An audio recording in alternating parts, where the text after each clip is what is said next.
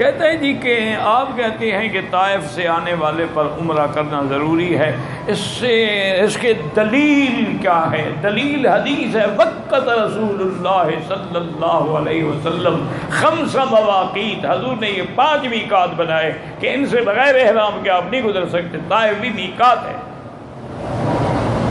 اس سے بڑی دلیل اور آپ کو کیا چاہیے بھائی؟ انا للہ و انا الیہ راجعون۔ بڑا ایک مزاج بن گیا ہے جی، قرآن حدیث سے دلیل ہے۔ ایک آدمی بیٹھا تھا تو قرآن نعوذ باللہ جوتے پہ رکھ کے پڑھ رہا تھا۔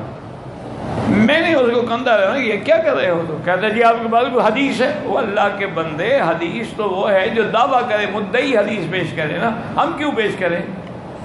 بھئی تم یہ کام کر رہے ہو، تم ہمیں حدیث دکھاؤ کہ حضور نے فرمایا وہ جوتے پہ رکھ کے پڑھا کرو۔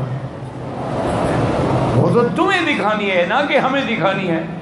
یہ سب سے بڑا دھوکہ ہوتا ہے، کہہ دیتے اور جی حدیث ہے، وہ بھائی تم دعویٰ کر رہے ہو، تم دکھاؤ، ہم کیوں دکھائیں؟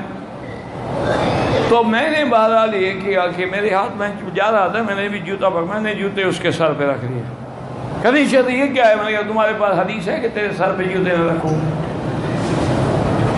پھر ہیں کر کے ٹھنڈا ہو گیا۔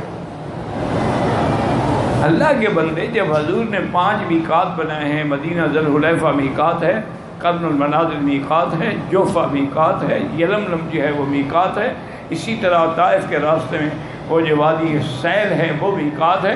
اس سے بغیر احرام کے آپ گزر ہی نہیں سکتے۔